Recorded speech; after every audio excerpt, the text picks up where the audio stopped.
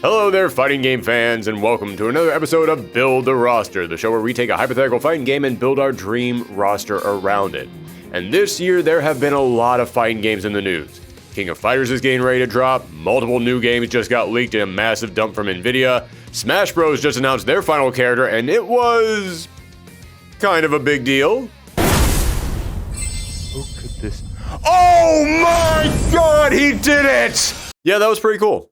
There's so many fighting games we could be talking about today, but I'm not going to do any of them because looking at the calendar, I see it's October, and me being the big fan of spooky and scary things that I am, have decided to dedicate this entire month to Thorgyween, our annual celebration of all things that go bump in the night.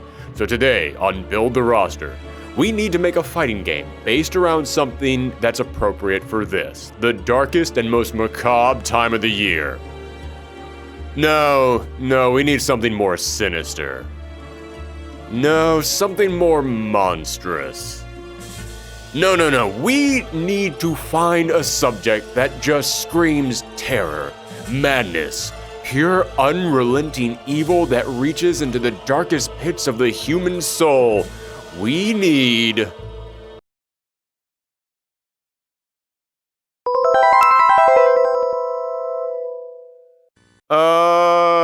that actually might be too scary. I take it back. I don't want to do this anymore.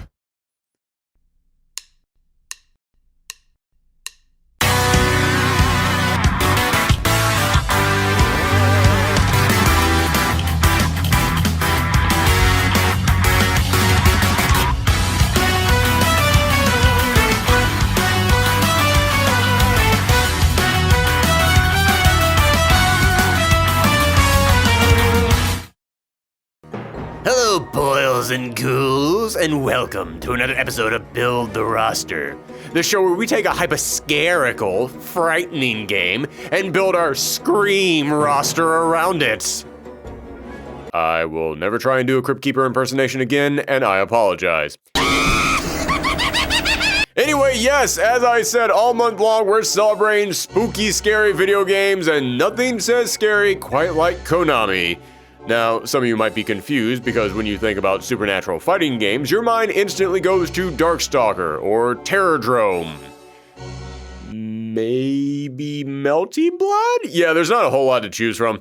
However, one game that went under a lot of people's radars back in 2008 was Castlevania Judgement.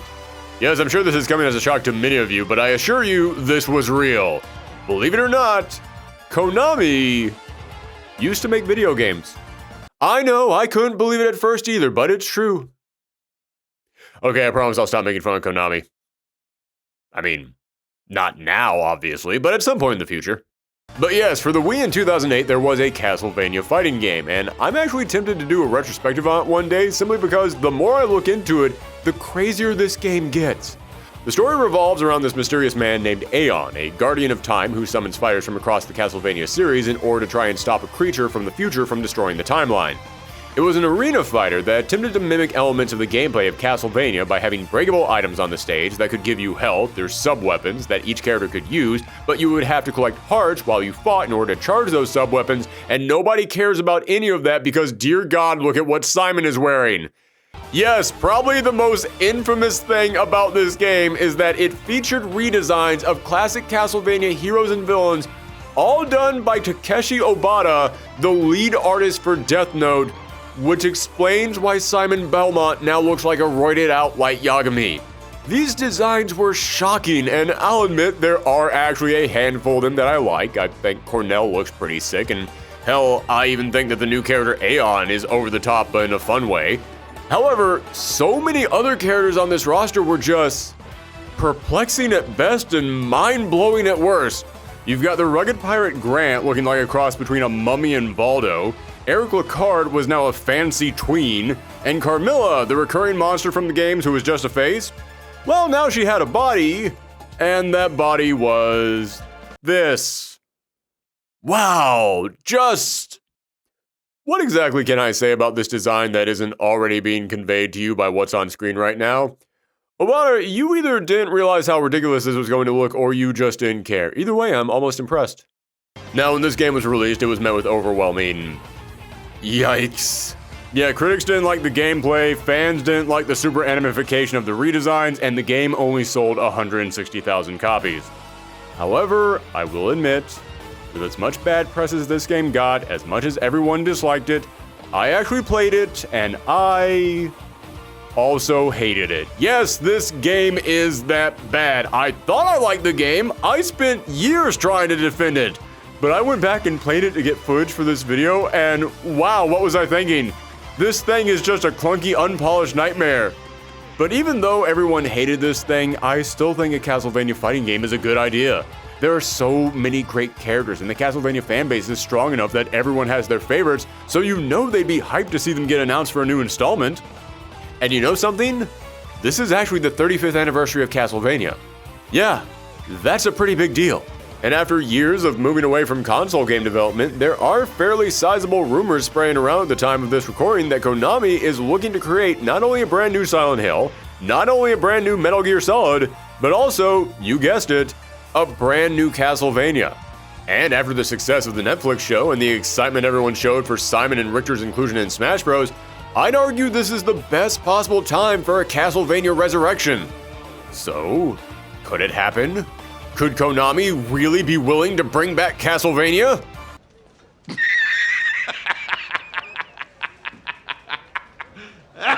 Yeah, I'm not getting my hopes up on this one. I mean, okay, there may actually be a new Castlevania and a new Metal Gear and a new Silent Hill in the works.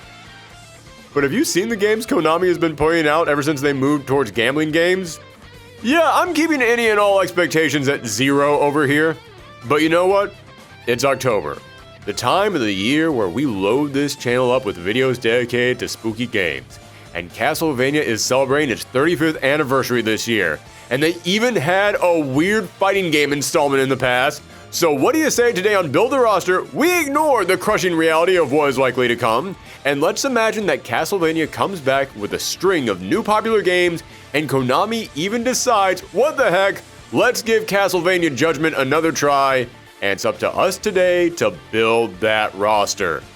Now to start with, we have to figure out how many characters would be on this roster.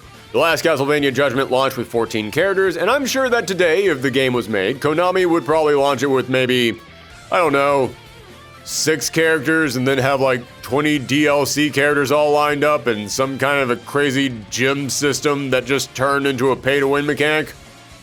But we won't be doing that today. No, I do always like to try and maintain a little bit of reality on this show, but we're going to lean a little bit towards the hopeful side on this one.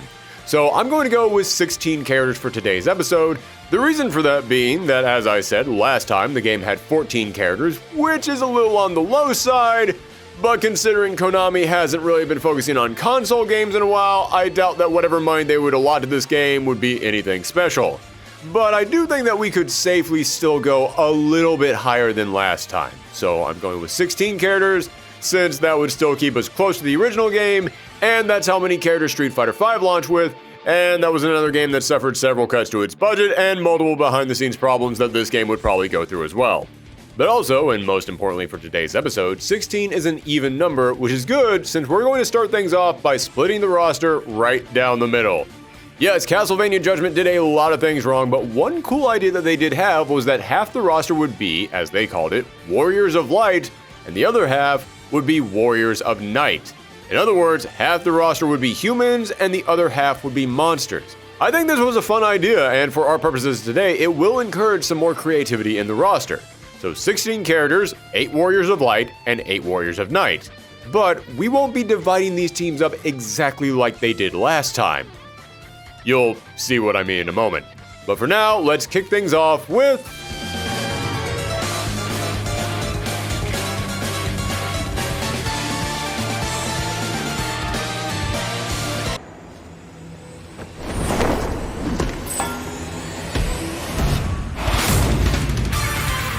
Simon Belmont. Yes, if we're putting together a cast of the most iconic Castlevania characters, well then what better place to start than at the beginning? Simon Belmont was the original protagonist of the Castlevania series, and over the years, his legend has grown to the point where it's safe to consider him one of the founding faces of the video game boom of the 80s.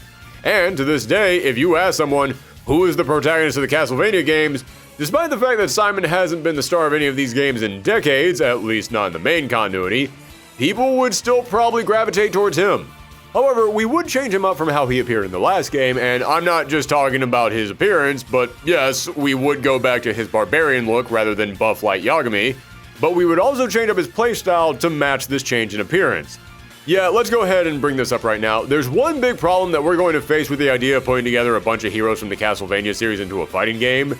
Almost all of them fight with the exact same weapons and tools, and almost all of them use their iconic vampire killer whip.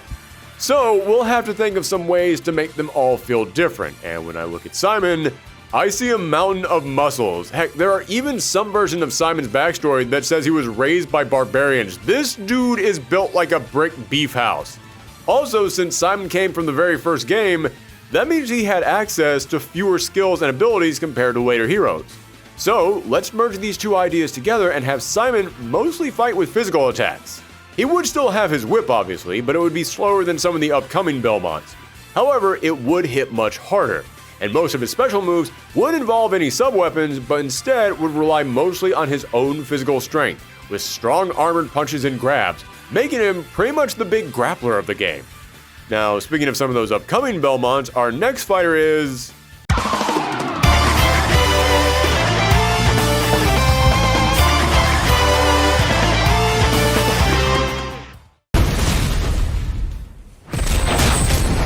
Be gone! You don't belong in this world, monster! Richter Belmont. Yeah, when Sakurai had to pick a Castlevania representative, he knew what was up. He knew that Simon was the big name, but you couldn't leave out Richter. The guy was too iconic and beloved by fans. You had to put Richter in your fighting game. Unless you were the last Castlevania Judgement, which didn't put Richter in their fighting game. So Richter will be our first new addition, but don't let his Echo Fighter status in Smash Bros. Fool you. He would be built completely differently from Simon. Simon would be heavy and hard-hitting. Richter would be built for speed. I mean, just look at how he moves in Symphony of the Night. That dude has running whip charges, he can leap across the screen with a kick, he even has a Shoryuken move that's so powerful he might as well sprout wings and start flying during it.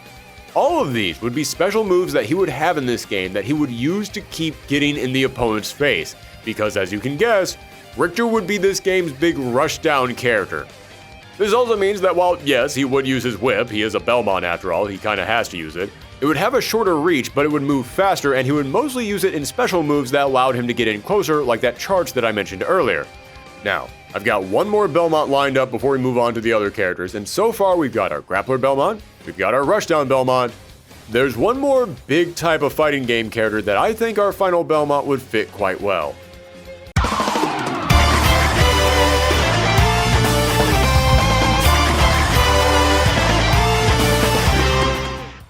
You've got nothing but insults, have you?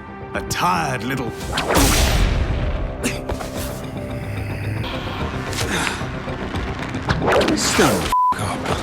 Trevor Belmont. Alright, as I mentioned, we don't want to just load this game up with Belmont, so this is our final member of the Vampire Slaying family.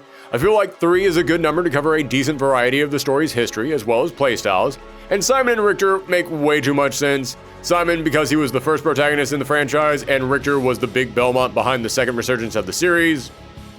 Okay, granted he wasn't really the big face of that resurgence, but we're not there yet, we'll get to him later. And out of all the other Belmonts, I've got to go with Trevor. For lore purposes, he's kind of a big deal. Chronologically, he was the Belmont who actually defeated Dracula first. And in terms of name value, yeah, the biggest thing to happen to Castlevania in decades has been the Netflix show, and guess which Belmont took center stage for it? Yep, a foul-mouthed drunken Trevor. And even though that's not exactly an accurate depiction of how Trevor was in the games, yeah, screw it, that version has way more personality and charisma than the Trevor in the games, and more people are familiar with him. So I'm not saying we just pick up Trevor Belmont from the animated series and use him in this game. No, this game would still follow the characters as they were represented in the stories of the Castlevania games.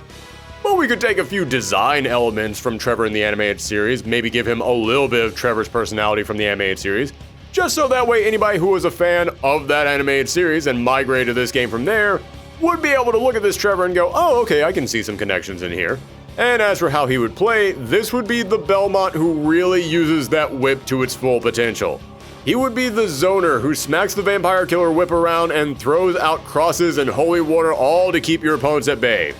Okay, I promise that would be our final Belmont, and we got 5 more Warriors of Light to include. Luckily, the Belmonts haven't been the only ones fighting against the darkness for generations.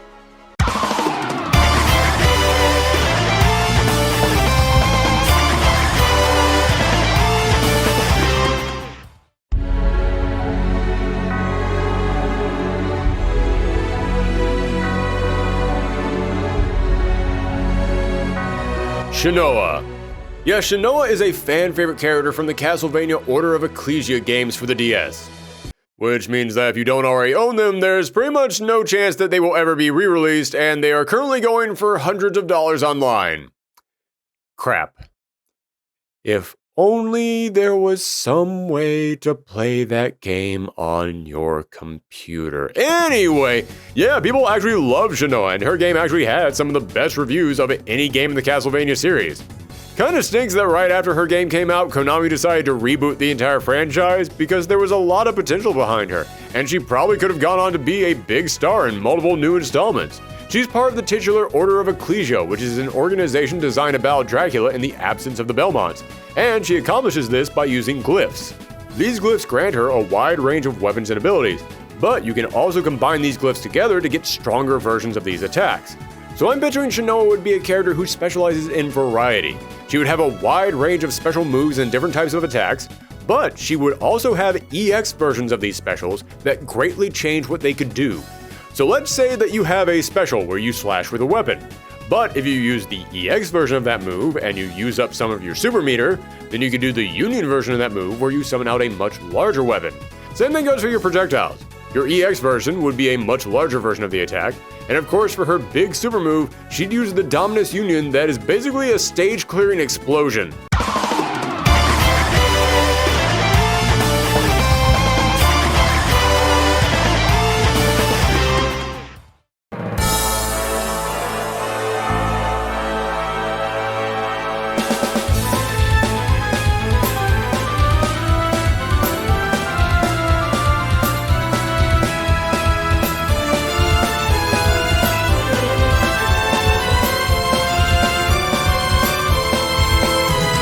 Charlotte Olin.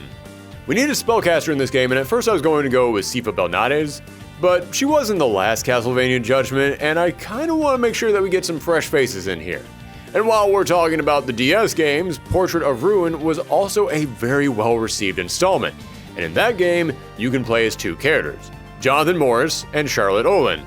Now, Jonathan was another whip user who was meant to play like your standard Belmont figure, and Charlotte was a witch who was so powerful the game even described her as being the potential final weapon against Dracula. That's some pretty high praise when you consider what all the previous weapons were against Dracula. So yes, we would include Charlotte, and she would be another zoner who would fight largely with projectiles, but just like Shanoa, she would also have some special properties to her EX moves. In Portrait of Ruin, she would cast spells quickly for minimal damage, or she could take her time charging the spell up for a more powerful version of the attack. So, as you can imagine, in Castlevania Judgment 2, you would be able to spend some of your super meter to perform EX versions of her spells, but rather than just being stronger versions of the spells, they would be these special charge versions of her spells from Portrait of Ruins that would take on different properties. Also, I picture everyone in this fighting game would have multiple supers, so since Charlotte and Jonathan do work together in their game, maybe for one of her supers she could summon him out to do a whip combo, and then for her big ultimate level 3 super, the 2 of them could come together and do one of their massive dual crush moves like Holy Lightning or Meteor.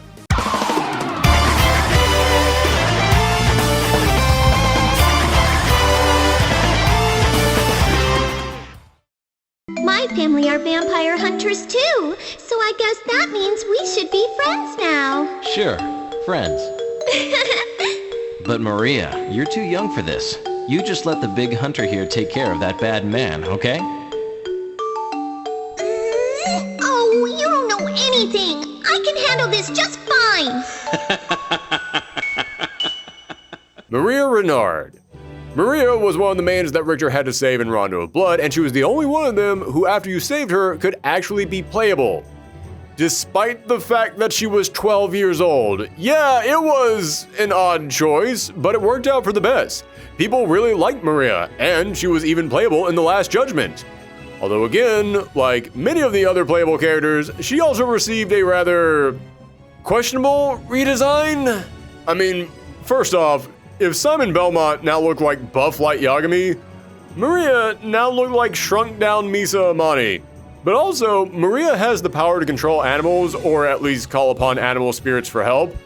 So they decided to interpret that by giving Maria an owl, and that owl could attack for her or move her around the stage.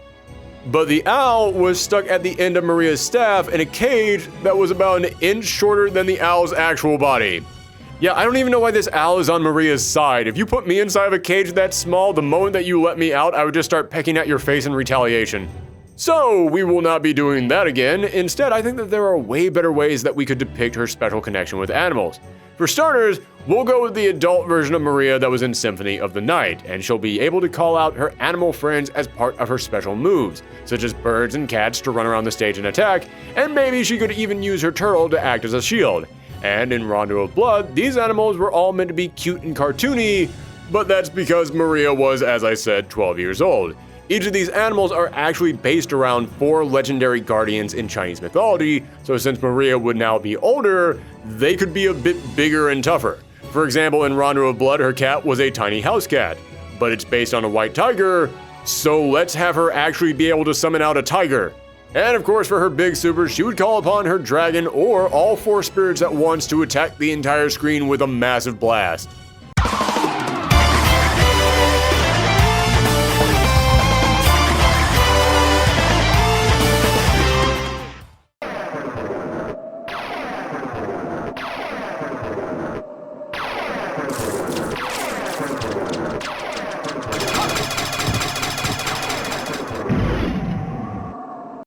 Alucard.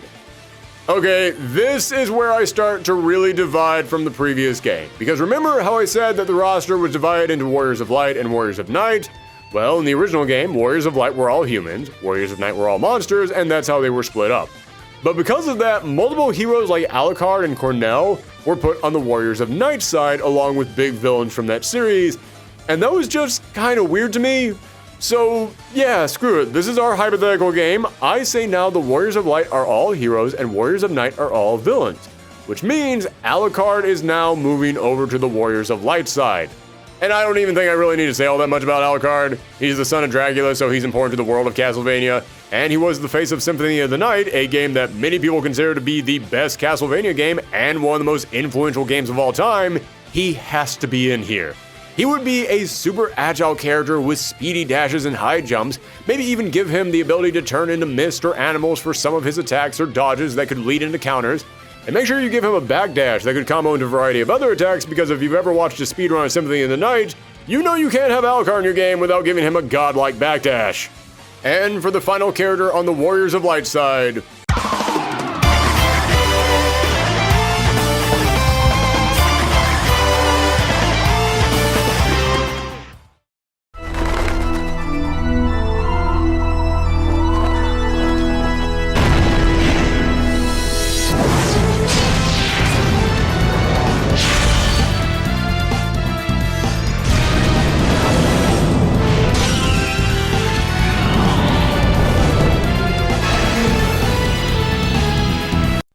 Soma Cruz.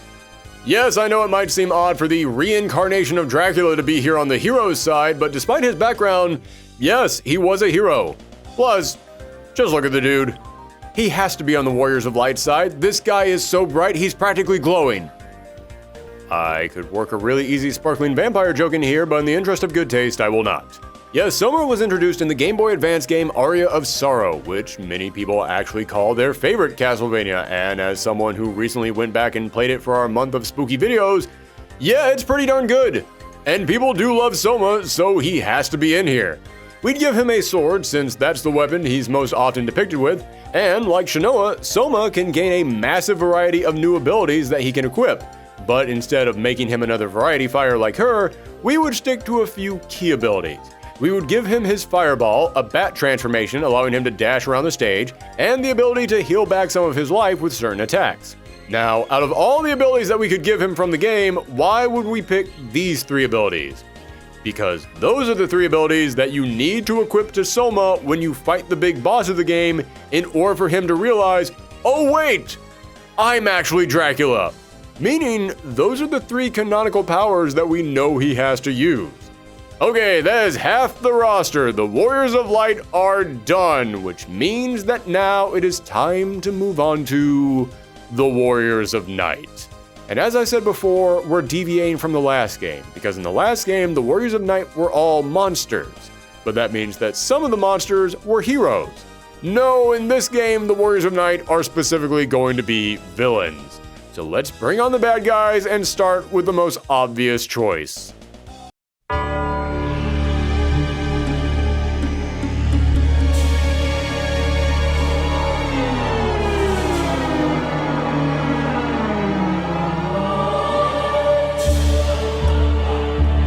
Tribute? You steal men's souls and make them your slaves. Perhaps the same could be said of all religions. Your words are as empty as your soul. Mankind ill needs a savior such as you. What is a man? A miserable little pile of secrets. But enough talk. Have at you! Dracula. Yeah, let's go ahead and get this out of the way, because was there any doubt that Dracula would be in this game? This dude comes back more times than Ganondorf. And as the big recurring villain of the series, we would want him to fight in a way that captures that truly lives up to his status as being the ultimate final boss. Give him powerful projectiles, put armor on his attacks. The only real downside to his playstyle would be that he would be very slow. I know that if you actually stop and think about it, Dracula could probably move like lightning if he wanted to, but just based upon how he's depicted within these games, yeah, he does tend to just stand there a whole lot, so that would be reflected in his mobility in this game. Also, as I said, Dracula is known for coming back again and again. Despite the Belmont's whip being called Vampire Killer, it didn't actually manage to kill this vampire too often. So maybe we could give Dracula an ability where if you defeat him, but he's got full super meter, then he would stand back up, and for a limited amount of time, he would transform into his big demon form from Symphony of the Night.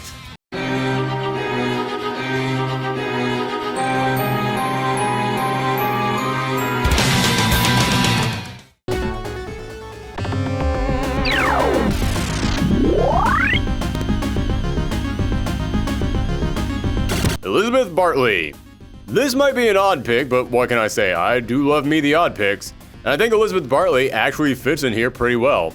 Now, for anyone who doesn't know Elizabeth, she was the big villain of Castlevania Bloodlines, and she's the niece of Dracula, meaning she's the cousin of Alucard.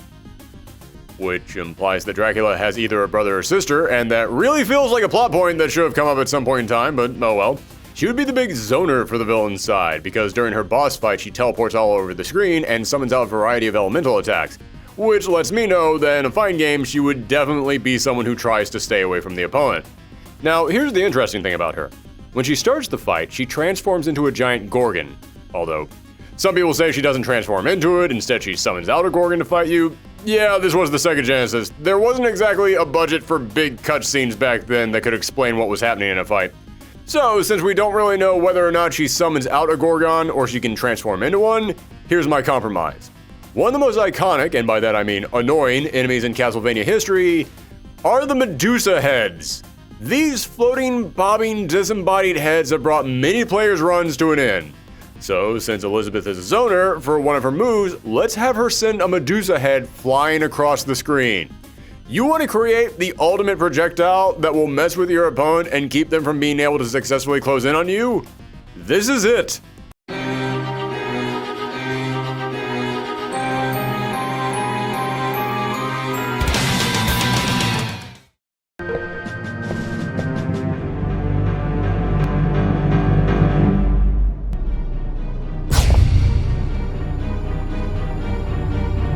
Ortega. I mentioned earlier that Cornell is one of the only characters who actually got a redesign that I liked in the last game, so I was tempted to bring him back. However, Cornell, despite being a werewolf, was a hero, and I just had too many other heroes that I wanted to use. Luckily, Cornell had a rival in Legacy of Darkness, Ortega. And Ortega wasn't just a werewolf, he was a were-chimera. Yeah, he used to be Cornell's friend, but ended up betraying him, and when it comes time to finally fight Cornell, he's overwhelmed by a new dark power and transforms into a giant chimera. But before the transformation fully takes him over, we see him as sort of a were-lion with claws and sharp fangs and a big mane, so let's have that be his base form in the game. He'd attack with quick slashes, or acting as the rushdown character for the villain side, but because he's so big and beefy, he wouldn't be as quick as Richter. However, he would hit a lot harder. And for his big ultimate level 3 super, he would transform into his full-blown chimera mode and just start wreaking havoc all over the screen.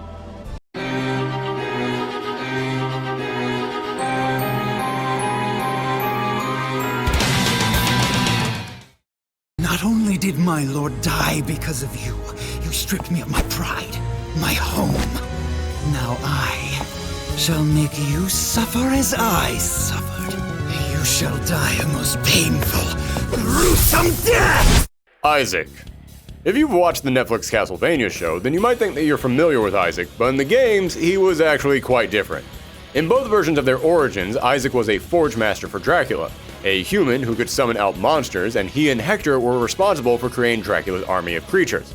However, while in the show, Isaac was a much more complex character who at times walked the line between good and bad. Yeah, Isaac in the games was just a bastard. He ended up convincing people that Hector's wife was a witch so that way they would kill her. Yeah, there's not a lot of redeeming qualities to him, which makes him perfect for the villains team. Also, Isaac would be a very unique type of fighter. He'd be a summon fighter. Summon fighters are sort of like puppet fighters in that they will have another character on the field, but unlike puppet fighters, they don't control them. Sort of like Jill's zombies in Marvel vs. Capcom, or like Gargo's minions in Killer Instinct.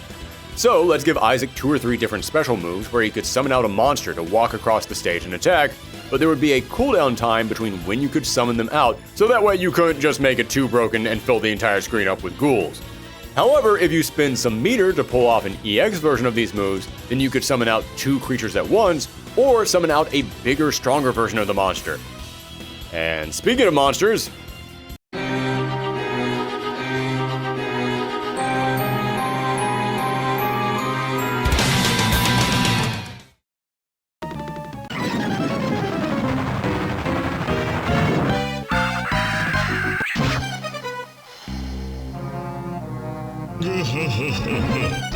Balor.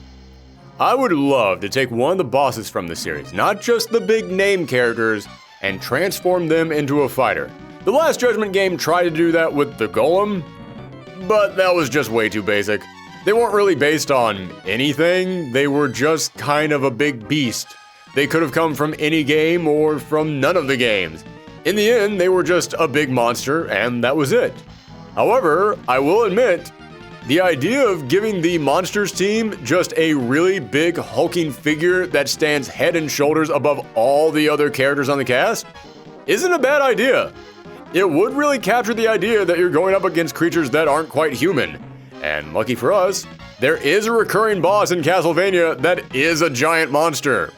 I mean, okay, Balor might actually be too big. This is something of a Ridley situation that we're dealing with here. So we would have to redesign him a bit to shrink him down some, but I still think he could be a great grappler for the villain side. Plus, we can't have just a roster full of big faces on the villain side. That never works out. Someone always ends up betraying someone else, so you need at least one minion. One guy who just works for the other big bad guys. And the big behemoth that Dracula keeps chained up in his basement would be a great pick for that. And speaking of taking regular villains and bosses and upgrading them into characters on this roster,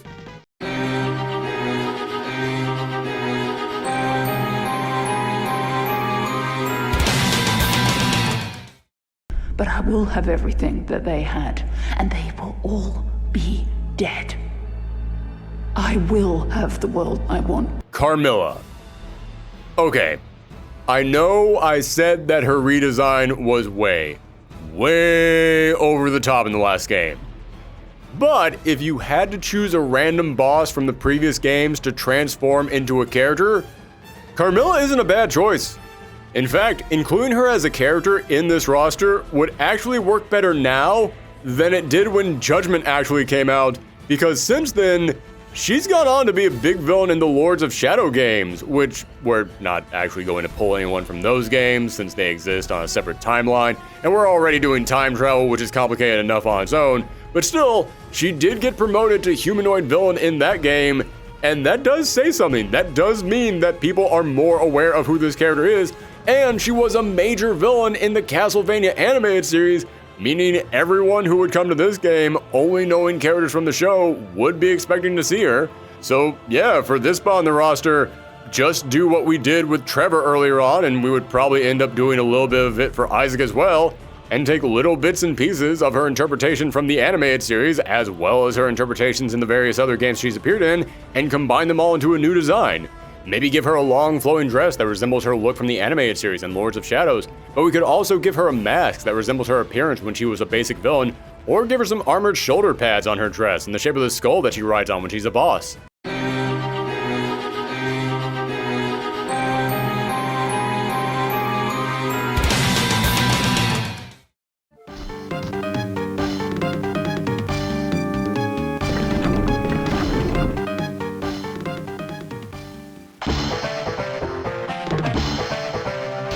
Graham Jones. Graham Jones might look like a stylish GQ model on the outside, but on the inside, he's pure evil. Just like a GQ model. I don't know why I thought that joke would be funny. I'm sure you GQ models are fine, upstanding people. Yes, Graham Jones is the main antagonist of Aria of Sorrow, which would make him a fine counterpoint to Soma in the game. He was born on the same day that Dracula died in 1999, and now, 36 years later, he's come to Dracula's castle to try and absorb his power.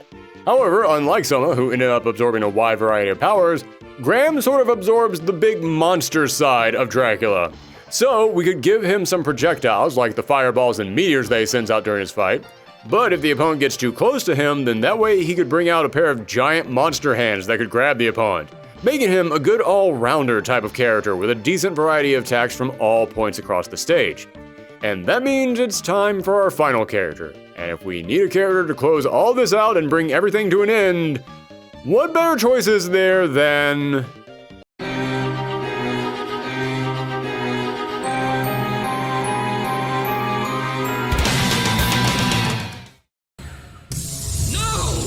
By my master's orders, you'll be destroyed here and now! Death.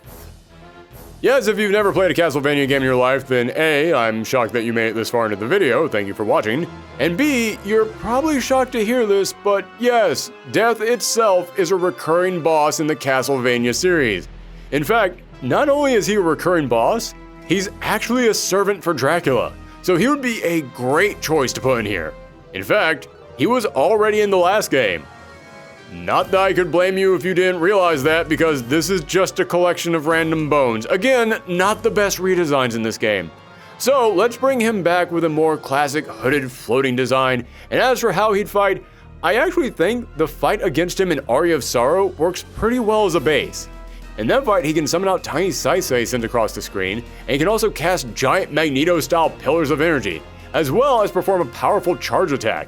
All of these feel like they would fit perfectly into a fighting game, and considering that he is, you know, Death, make him the only character in the game who can perform an insta-kill. Don't get me wrong, you would have to pull off a crazy number of requirements to make this happen, but if the literal embodiment of Death can't have an insta-kill, then who can? So that's it, 8 heroes, 8 villains, all coming together for the ultimate Castlevania clash. Alucard, Belor, Carmilla, Charlotte Olin, Death, Dracula, Elizabeth Bartley, Graham Jones, Isaac, Maria Renard, Ortega, Richter Belmont, Simon Belmont, Shanoa, Soma Cruz, and Trevor Belmont. I'll be totally honest with you guys, this was way harder to put together than you might think, because towards the end, I was starting to run out of characters who made sense. Once you say we can only have 3 Belmonts and 1 Dracula, suddenly your cast of heroes and villains from Castlevania starts to run dry. But you know me. I can never leave it at just the roster, and as hard as it was to hit even 16 characters, we always have to think about the DLC.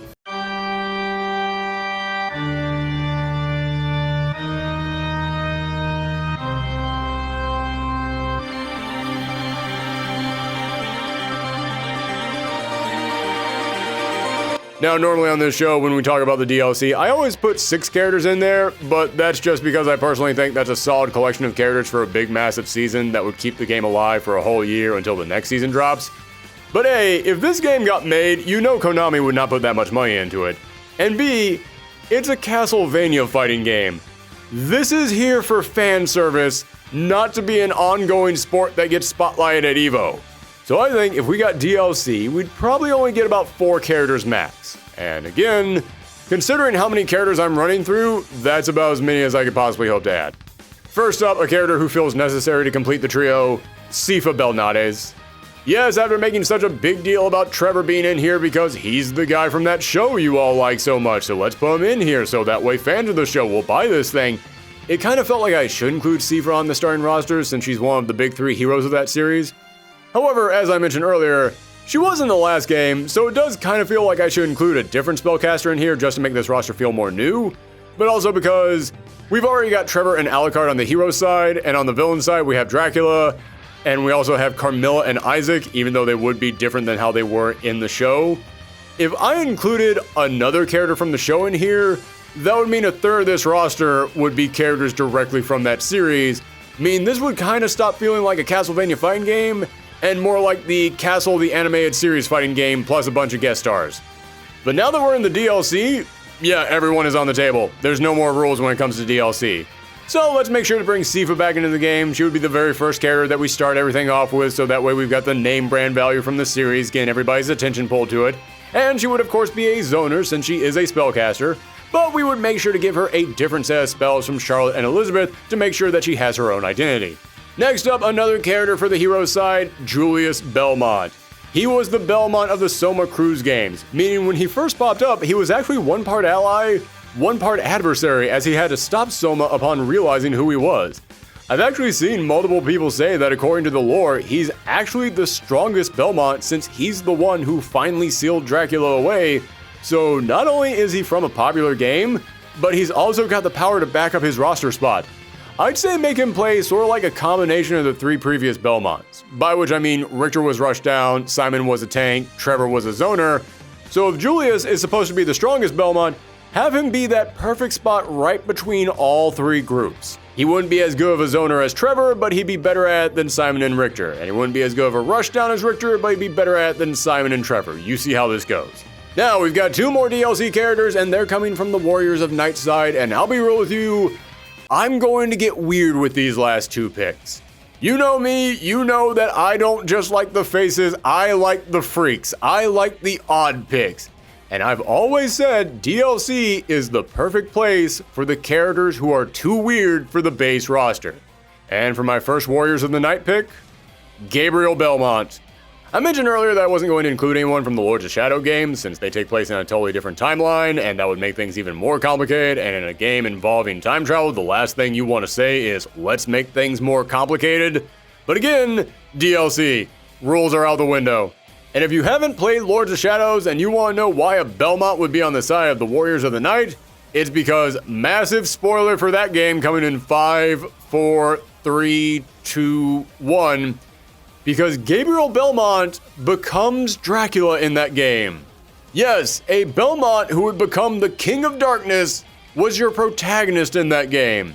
So I would love to put him in here because, sure, if this game had a story mode, we wouldn't include DLC characters in there, but maybe we could give each of the DLC characters their own little mini story mode that they come with. Or we could include some unique interactions between characters in the arcade ladder, and if that's the case, Gabriel Belmont needs to meet classic Dracula. And you know what? Let's throw Soma Cruz in there as well while we're at. So, okay. One final DLC character. And you might be thinking, Gabriel Belmont wasn't that weird. So he's from another timeline. Who cares? Okay. Wasn't weird enough for you? Then allow me to introduce you to our final DLC character, Kid Dracula. Yeah, Kid Dracula was a weird little spin-off franchise for Castlevania that focused on a chibi son of Dracula and was just a fun little goofy franchise. So let's just go for broke with the weirdness on this pick and have him be a walking cartoon character. have him fly around the stage, bouncing around like a squash and stretch ball, pulling out random objects to attack with, or summoning out other little chibi versions of monsters. This is the craziest character I could possibly add to this game without getting Simon Belmont from the Captain in the Game Master series. Which I would have totally done if it weren't for the fact that I'm pretty sure there would be some legal problems behind it. Although there might not be as many problems if we wanted to make him a costume. Okay, no costumes. That is it for today's episode, everyone. Thank you so much for tuning in to another episode of Build the Roster. I know this was a little shorter than our normal episodes. I didn't drone on as long as I normally do, but, well, I don't know if you noticed, but it's Halloween time, and I've got a lot of spooky, scary videos planned for the rest of this month, and I need to get back to working on them. So let me know who you would like to see in a Castlevania fighting game down below, and if you want to see any of those other Halloween videos coming up this month, then make sure that you click on that subscribe button and ring that bell so that way you're notified whenever a brand new video goes up.